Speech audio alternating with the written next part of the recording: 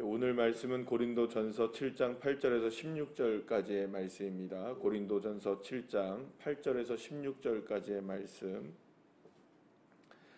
우리 다 같이 함께 한 목소리로 합독하시겠습니다. 내가 결혼하지 아니한 자들과 과부들에게 이르노니 나와 같이 그냥 지내는 것이 좋으니라.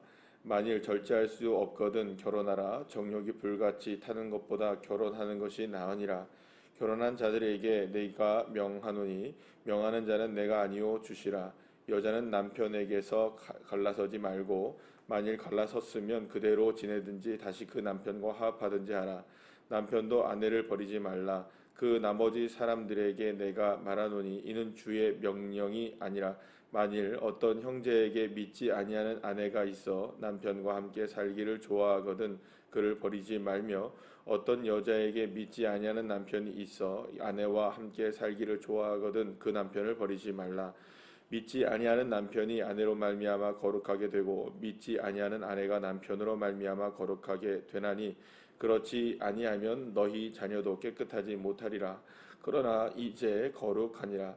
혹 믿지 아니하는 자가 걸리든지 갈리게 하라. 형제나 자매나 이런 일에 구애될 것이 없느니라. 그러나 하나님은 화평 중에서 너희를 부르셨느니라. 아내된 자여 내가 남편을 구원할지니 어찌 알 수 있으며 남편 된 자여 내가 내 아내를 구원할는지 어찌 알 수 있으리요. 아멘. 할렐루야. 바울은 고린도 교회 성도들에게 외부적인 문제보다 더 중요한 것은 결국에는 내부적인 문제라는 사실을 계속 힘주어서 말하고 있습니다. 특별히 가장 거룩해야 하고 어떤 부분에 있어서는 사회의 바로미터와 같이 잣대가 되어야 하는, 기준이 되어야 하는 교회가 오히려 기준이 되지 못하고 그 자신 안에서 그 내부적으로 그 안에서부터 외적으로 나타나는 많은 문제들, 그러니까 외부적인, 그러니까 세상에서 나타나는 많은 문제들이 그대로 더 문제가 이 교회 안에서 일어나고 있다는 사실들을 정확하게 이제 지적을 하고 있었던 겁니다. 특별히 이제 그 문제는 이제 음행에 관한 문제이고요. 그것이 성도들뿐만 아니라 성도들의 가정에서도 그것이 큰 문제가 되어서 가정이 무너지게 되고 또 그러면 결국에는 무엇이 무너질까요? 교회가 무너지게 되고 그러면 교회가 무너지면 결국 어떤 문제가 생기게 되느냐? 사회도 무너지게 되는 그런 일들이 일어나게 될 수밖에 없다. 그러니까 결국에는 가장 중요한 것은 무엇이냐? 가정에서부터 그 철저하게 모든 것들을 정확하게 지켜내는 가정이 되어야 한다. 그래서 다시금 말씀드리지만 안에서 새는 바가지가 되지는 말아야 한다. 이 이야기를 힘주어서 계속 말하고 있는 것입니다. 그래서 오늘 특별히 사도 바울은 이제 어제의 말씀에서도 이어지는 말씀인데요. 사도 바울은 만약에 이런 음행을 피하지 못하게 될 것 같으면 차라리 뭘 하라고 얘기합니까? 결혼을 해라. 그러니까 결혼을 통하여서 그 가정 가운데에 있어서 이 성적인 문제가 더 이상 심각하게 밖으로 노출되지 않도록 해야 된다. 그래서 이 성에 대한 부분은 가정에서 가장 아름답게 이루어져야 하는 것이라는 것을 힘주어서 말하고 있는 것이고요. 만약에 그것을 정말로 절제를 할 수 있으면 어떤 삶을 사는 게 제일 좋다. 사도 바울처럼 그러니까 독신으로 살아가는 게 가장 좋다라고 이렇게 얘기까지 하고 있는 것을 보게 됩니다. 그러니까 이 말은 무슨 말이냐면 독신으로 살아라, 뭐 독신으로 살지 말아라, 뭐 이런 이야기를 하는 게 아니고요. 결국엔 이런 것들을 통해서 가장 중요한 것은 무엇이냐 하면은 결국에는 가정을 이루는 데 있어서 우리가 어쩌면 그리스도인으로서 살아가는 데 있어서 가장 중요한 가치는 그러니까 여러분 우리가 볼 때 여기서는 뭐 독신으로 살고 결혼을 하고 뭐 이런 문제가 아니라 우리가 어떤 부분에 있어서의 문제를 일으키지 않으려면 적어도 우리가 어떤 삶을 살아야 되느냐. 그러니까 지금 우리가 쾌락을 쫓지 않고 우리가 우리의 삶의 즐거움과 행복만을 쫓는 것이 아니라 정말 우리가 쫓아야 되는 삶의 기준이란 도대체 무엇인가? 그러니까 결혼을 할 수도 있고 안 할 수도 있고 또 이런 그 고린도 교회에 나타나선 음행을 이길 수도 있고 그러니까 질 수도 있는 그런 것이 무엇이냐. 그리고 또 오늘 본문에서 이런 얘기가 나오죠. 그러니까 가정을 이루게 될 때에 남편이 예수님을 믿을 수 있고 또 안 믿을 수도 있고 그죠? 아내가 예수님을 믿을 수도 있고 또 안 믿을 수도 있다. 그리고 여러 개에서는 이렇게 이제 뭐 갈라서라 갈라서지 말라 뭐 이런 얘기도 저렇게 이렇게 나오긴 하는데요. 그 모든 부분을 통해서 이제 그 사도 바울이 이 그 고린도 교회에 전달하고 싶었던 것은 뭐냐면 이것의 모든 것의 잣대는 기준은 도대체 무엇인가라는 겁니다. 그러니까 기준은 무엇인가? 그러니까 이게 해야 한다 말아야 된다 해도 된다 안 해도 된다 뭐 이런 식의 이야기가 아니고요. 그러니까 이것은 기준이 뭐냐라는 의미를 갖고 있습니다. 그래서요, 이런 어떤 것들을 결정하게 되는 가장 중요하게 고려해야 될 대상은 뭐냐? 이것은 독신으로 사느냐 안 사느냐, 음행을 피하기 위해서 그렇게 하느냐 안 하느냐, 뭐 결혼을 믿는 사람과 해야 되느냐 말아야 되느냐, 안 믿으면 어떻게 해야 되느냐, 뭐 이런 부분에 있어서 그러니까 말하자면 행동 강령이 아니라 그러니까 여러분 그 기억을 하셔야 되는 게 어떻게 행동해야 되는 부분이 아닌 거예요. 어떻게 행동해야 되는 게 아니라 기준이란 도대체 무엇이냐? 기준에 따라서 움직여야 되잖아요. 그 기준이란 무엇이냐? 그 제가 어제 그 밤에 이렇게 잠자리에 이렇게 들면서 도대체 지금 이 상황이 어떻게 흘러가고 있는 건가 이렇게 쭉 보면서 지금 우리가 지금 듣고 있는 보도들이 정말 다 가짜이기를 바라는 거죠. 진짜 다 가짜 뉴스이길 바라는 거예요. 정말 다. 근데 다 가짜 뉴스가 아니란 말이에요, 지금. 근데 이게 지금 이게 특별히 이제 TV에서 나오는 것보다는 SNS에서 이렇게 나오는 게 더 심각하게 여러분들 올라오는 일들이 많습니다. 이렇게 교회를 향한 이런 이야기들, 이런 것들이 굉장히 심각하고 기독교 교인들조차도 이제는 교회에 대해서 실망하게 되는 그런 일들이 벌어지게 되고 이게 지금 한국 교회에 이게 지금 정말 예상하지 못했던 일이 벌어진 거예요. 예상하지 못했던 일이 벌어지게 됐고 정말 일어나서는 안 될 일이 일어나게 되었고 근데 이게 찬찬히 이렇게 쭉 생각을 해보면서 이게 누구의 결국에는 문제인가? 이건 한 교회의 문제인가? 한 목사의 문제인가? 결국에는 우리 모두가 다 그런 부분을 방조하고 있는 것이 아니었는가? 그래서 사실은 굉장히 마음이 좀 아프고 무겁고 좀 많이 좀 어제 하루도 이렇게 여러 가지로 생각을 하면서 제가 이제 단톡에도 많이 이렇게 많이 올려드리고 막 그랬지 않습니까? 근데 여러 가지로 좀 복잡한 하루를 좀 보내게 됐던 것 같아요. 목사님들도 지금 SNS 뭐 페이스북이나 이런 부분에 올라오는 글들을 이렇게 쭉 목사님들의 글들을 보게 되면 자석의 목소리도 이전보다는 좀 다르게 올라오기 시작했어요. 정말 다르게 올라오기 시작했고 근데 이제 우리가 이거 하여는 어떻게 해야 될까? 이걸 어떻게 해야 될까? 어떤 분이 이렇게 그 댓글을 하나를 봤는데 자기는 교회를 다니지 않는 사람이래요. 교회를 다니지 않는 사람인데 한국 교회를 생각하면서 그래서 한국 교회를 생각하면서 안타까운 마음이 들었다. 이렇게 교회를 안 다니는 분이 이렇게 된 거예요. 안타까운 마음이 들었다. 이 기회를 통해서 처음부터 잘못된 건 모든 것들 다 갈아엎고 새롭게 씨앗을 뿌리는 한국 교회가 됐으면 좋겠다. 그런데 과연 한국 교회가 그렇게 할 수 있을까? 그러니까 앞에는 여러분들 소망적이잖아요. 그래도 세상 사람들이 이렇게 할 수 있기를 바라는 게 한국 교회의 모습이 아직까지 남아 있는데 그러나 지금 한국 교회가 그럴 수 있을까?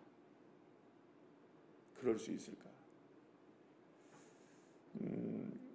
사실은 이게 그럴 수 있을까라는 부분이 우리의 마음을 아프게 하는 겁니다. 그러니까는 지금 우리가 그럼 해야 하는 게 무엇이냐? 뭐 누가 잘했거나 잘못했거나 이거 우리가 이야기하고 막 그 보도들 올라오는 거 보면 정말 기가 막히고 코가 막힌 일들이 있어요, 그죠? 기가 막히고 코가 막히고 뭐라 그러냐면 일부 얘기지만 뭐 집회를 해도 광화문에서 집회를 해도 뭐 성령의 불이 떨어지기 때문에 바이러스는 걸리지 않는다고. 그래서 다 걸렸잖아요, 근데. 걸린 사람들도 지금 뭐라 그러냐, 음모다 이렇게 얘기해요. 북한에서 퍼뜨렸다. 끝까지 그렇게 얘기를 하고 있고. 그러니까 그게 도대체 어떤 모습일까라는 여러 가지를 생각해 보면서도 마음이 찹찹하고 그분들이 정말 예수님을 믿는 건지 도대체 뭘 믿는 건지 기준이 도대체 뭔지. 행동 강령들이 있는데 기준이 없는 거예요, 결국. 그러니까 행동은 이렇게 해야 된다는 걸 알고 있는데요. 기준이 없으신 거예요, 기준이. 우리가 알 때는 그분들이 가장 열심히 한국 교회를 위해서 열심히 있는 보수적인 신앙들이라고 얘기를 하는데 참 그게 뭘 보수하시는 건지 이게 이해가 안 되는 겁니다. 그래서 지금 한국 교회들도 목사님들마다도 이 부분에 있어서 어떻게 이게 자신의 입장을 내야 되느냐 이런 부분들도 굉장히 고민들이 많으세요. 왜냐하면 여러분 그 보도 보셨죠? 이게 다른데 방송에서는 잘 안 나는데 이게 어떻게 나냐면 우리 동구 지역에 있는 교회들 사람들도 거기에 많이 갔어요. 울산의 지역에서만 여러분 거의 한 500명인가 700명 갔다 그러죠? 그렇게 울산에서만 그렇게 간 거예요. 그냥 엄청나게 간 거예요, 울산에서. 근데 그 사람의 명단이 안 나와요. 거부를 하고 있대요. 폐기시키라고 그랬대요. 아니 이게 무슨 얘기예요? 그 동구 지역에서 어떤 교회가 봉고차를 몰고 갔다 왔더만요. 5명 정도. 그거는 이제 자신에서 신고했던 거예요. 자신에서 신고를. 그러니까 여러분들 우리가 보면은 우리 주변에도 그런 분들이 너무너무나 많다는 거예요. 근데 그분들은 여러분 생각해 보세요. 울산에서 서울까지 광화문까지 그렇게 비가 많이 오는데 그날은 울산은 비 안 왔지만 서울은 비 처음에 엄청나게 왔거든요. 그렇게 비가 오는데 가가지고 그렇게 한다면 여러분 열성은 대단하잖아요. 근데 그 열성이 자신의 믿음으로 착각하고 있는 거예요, 다. 행동은 해요, 행동은. 근데 행동의 강령들이 있는데 왜 해야 하는지에 대한 기준은 뭐냐? 우리가 뭐 애국하기 때문에 한다. 여러분들 애국하면 무조건 저기 가야 되는 걸까요? 그렇지 않아요. 수없이 많이 애국하시는 분들 많이 있습니다. 골방에서 애국하시는 분들도 많으시고. 자, 그런데 제가 이제 오늘 좀 말씀을 드릴 건 뭐냐면 여러분 그 오늘 본문 15절 말씀을 우리 다 같이 한번 읽어볼까요? 15절 말씀 다 같이 읽어볼까요? 시작. 혹 믿지 아니하는 자가 갈리거든 갈리게 하라. 형제나 자매나 이런 일에 구애될 것이 없느니라. 그러나 하나님은 화평 중에서 너희를 부르셨느니라. 여러분 그 마지막에 이제 이 부분을 유진 피터슨 목사님이 그 번역을 하신 메시지 성경에는 뭐라고 마지막 부분이 번역이 되어 있냐면 이렇게 번역이 되어 있어요. 여러분의 삶의 가치를 결정하는 것은 하나님이지 결혼의 여부가 아닙니다. 이렇게 되어 있어요. 이거는 지금 사실 고린도 교회에서의 성적인 문제와 여러 가지 문제, 타락적인 문제를 지적을 하면서 이렇게 이제 결혼의 여부냐, 이게 뭐 남편이 있어야 되느냐 없어야 되느냐, 뭐 믿는 사람이어야 되냐 안 믿는 사람이어야 되냐 여러 가지가 이렇게 기준이 세워질 수 있을 거 아니에요. 그런데 진짜 기준은 뭐냐면 우리의 삶의 가치를 결정하는 것은 하나님이시다라고 얘기를 하는 거예요. 그러니까 우리의 가치, 저와 여러분이 그리스도인으로서의 가치를 결정하는 것은 어떤 행동을 하느냐에 대한 문제가 아니라 우리의 가치는 예수님이 결정하신다는 거예요. 저와 여러분이 예수님이 우리의 삶의 기준이 되어지고 하나님이 우리의 삶의 기준이 되어질 때 그게 가치가 있는 것이지 다른 그 어떤 것들은 가치가 있는 게 아니에요. 저는 아직까지 그거를 실제로 보지는 못했는데 이게 가짜될 수 있게 바라는 거예요. 무슨 얘기가 그 진짜예요, 여러분들. 저희 집사람이 얘기를 해주는데 어떤 사람이 확진자가 뭐 보건소에 갔다가 보건소 직원한테 침을 뱉었다면서요. 진짜 있었던 일이에요, 그게. 저는 그게 가짜 뉴스이길 바래요. 근데 저희 집사람이 그런 일도 있었다라고 얘기를 하더라고요. 근데 이게 만약 진짜라면 정말 가짜 뉴스이길 바랍니다, 제가. 근데 나만 걸릴 수 없지 하면서 그렇게 했다는 거예요. 그럼 그분에게는 가치는 하나님일까요? 뭘까요, 여러분? 그 사람의 가치는 어떻게 결정된 걸까요? 만약에 그 사람이 진짜 그런 일들이 있었다면 지금 여러분들 아시잖아요. 인천에서 도망쳐서 울산까지 오고 예? 김포에서 도망쳐서 서울에 커피숍에 있고 그러면서 거기서도 마스크 벗고 있고 이런 일들을 우리가 보고 뭐 지금 이렇게 있으면서 도대체 가치가 뭘까? 저분들의 인생의 가치는 그리스도인으로서의 가치는 뭘까? 가장 보수적인 신앙을 갖고 있다고 한다면 여러분 가장 보수적으로 누구를 믿어야 됩니까? 잣대를 누구가 돼야 됩니까? 기준이. 예수가 돼야 되고 하나님이 돼야 되면 하나님을 사랑하고 이웃을 사랑하는 것이 우리의 기준이고 잣대잖아요.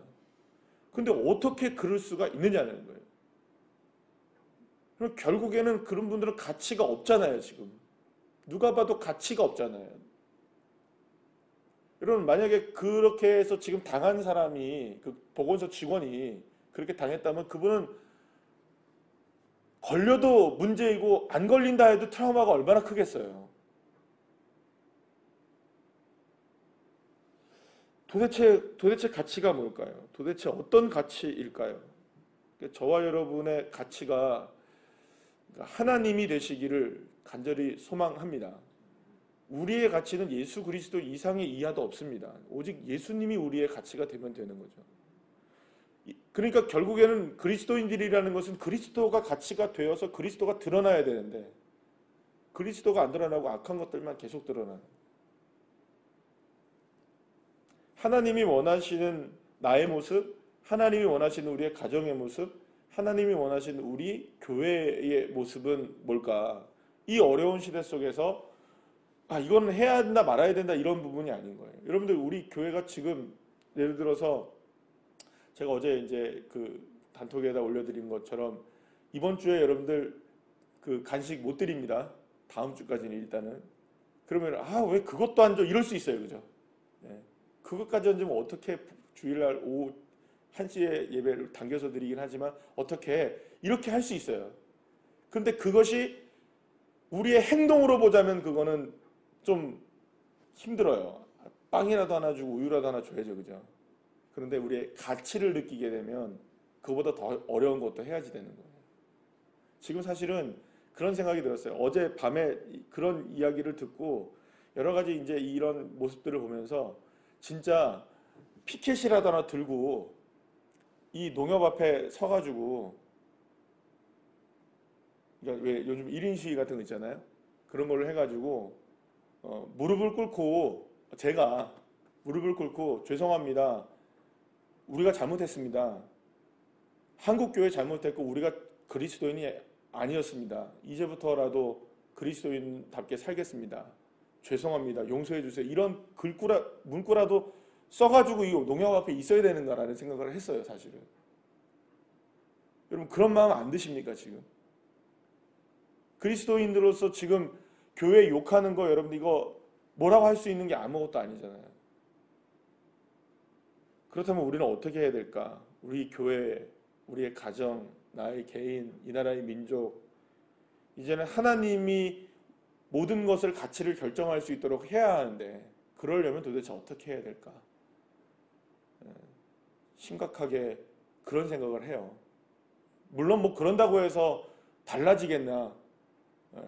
가다 보면 여러분들 돌 던지는 사람도 있겠죠. 이거 너 때문이구나. 그런 사람도 있을 거예요. 그러면 맞아야 되지 않을까요? 그냥 이번에는. 그러니까 이거 뭐 정광훈 목사의 문제이고 무슨 뭐 사랑제일교회 문제이고 거기에 다녀왔던 사람들이 문제다 이렇게 얘기할 수 없는 거잖아요. 다 우리의 문제인데 어떡하겠어요. 이게 지금 그러니까 결국에는 좀 참담한 마음입니다. 목사로서 참담하고 한 사람의 그리스도인으로서 참 참담하고 마음이 무겁습니다. 과연 어떻게 해야 되느냐. 그러면서 오늘 아침에 이제 그 엘리베이터를 타고 교회 이제 새벽에 이제 올라오면서 그런 생각을 했어요. 우리 교회, 그러니까 우리도 그것에 하나가 되어서 서울에 지금 경기도에는 다 비대면으로 예배 온라인으로 하잖아요. 그러면 우리도 이 지역 사회를 섬기는 마음으로 그렇게 먼저 선제적으로 해야 되는 게 아닌가라는 생각이 들 정도예요, 사실은. 이 예배 드리는 게 미안한 거예요, 이제는. 그러니까 하나님 앞에 우리 예배해야 됩니까, 안 해야 됩니까? 당연히 해야죠. 당연히 해야죠. 그런데 예배를 드리면 드릴수록 어떻게 될까요, 여러분? 예배를 드리면 드릴수록 사람들한테는 저것들 모여서 예배 드리면 다 지금 뭐를 볼 텐데, 코로나 바이러스 확산시키는 주범들이잖아요, 우리가 다. 그렇게 다 안 보겠습니까, 지금? 그리고 이런 생각 해봤어요. 만약에 여러분들 어제 그 보니까 어느 교회인데 10층짜리 건물에 있는 교회인데 그 교회가 10층인가 9층에 있어요. 근데 그 교회가 그렇게 뭐 작은 교회인데 예배는 다 드리고 소모임할 때 걸려가지고 열 몇 명이 걸린 거예요 지금. 그 안에 이제 그 집회를 갔다 온 분이 계셨겠죠. 그런데 그 생각해보니까 그 건물 전체가 지금 다 문을 닫은 거예요. 다. 여러분 생각해보세요. 예수 믿는 사람들 때문에 지금 소상공인들, 자영업자들 이렇게 어려운데 다 지금 예수 믿는 사람들 때문에 문제가 됐어요. 이거 누구 책임입니까 도대체? 그냥 바이러스 때문일까요? 그냥. 예수 믿는 사람들이 잘할 수 있었잖아요. 더 잘할 수 있었잖아요. 지금까지 잘 해왔잖아요. 그죠? 그것도 어떻게 책임지겠냐고요. 솔직히 말해서 입에 풀칠하기 좀 어려운 그분들을 그토록 어렵게 만든 주범이 누굽니까? 교회잖아요, 지금. 한국 교회잖아요. 근데 만약에 만에 하나 천에 하나, 정말 만에 하나 천에 하나 그런 일이 일어나면 안 되겠지만 제가 걸리든지 여러분들이 누군가가 할면 걸려버리면 우리 교회만 문 닫으면 됩니까? 우리만 하더라도 여기 4층에 얼마나 많은 사람들이 왔다 갔다 해요. 그럼 밑에 있는 상가들은 어떻게 됩니까, 여러분? 다 문 닫아야 돼요. 상가만 문 닫겠습니까, 여러분? 이 지역 상권이 죽지다.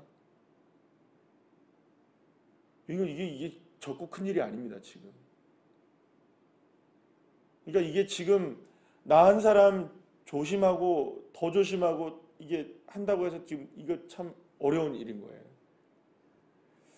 여러 가지 복잡한 마음들이 듭니다. 사랑하는 여러분, 새벽에 이런 얘기를 드려서 더 무거우시겠지만 그렇기 때문에 결론은 뭐냐? 하나님이 우리의 가치라는 거. 이거밖에 지금 우리의 가정과 우리의 개인과 또 우리 교회와 이 나라의 민족을 다시금 회복시킬 수 있는 유일한 방법 딱 한 가지입니다. 하나님이 우리의 삶의 가치를 결정한다는 거. 그리고 그렇게 저와 여러분이 겸손하게 한국교회를 이 땅을 섬기고 또 한국교회를 다시금 재건하고 우리의 무너진 신앙들도 다시금 돌아보고 나는 정말 하나님이 나의 삶의 가치를 결정하고 있었는가 이것을 돌아보면서 우리가 회개하며 누구 손가락질하기 이전에 다 누구의 잘못일까? 나의 잘못이지 않을까? 그런 마음들을 가지고 우리 함께 이 어려운 그 상황을 이겨낼 수 있는 지혜롭고 슬기로운 그리스도인들 한 사람 한 사람 되시기를 간절히 축복합니다. 기도하겠습니다.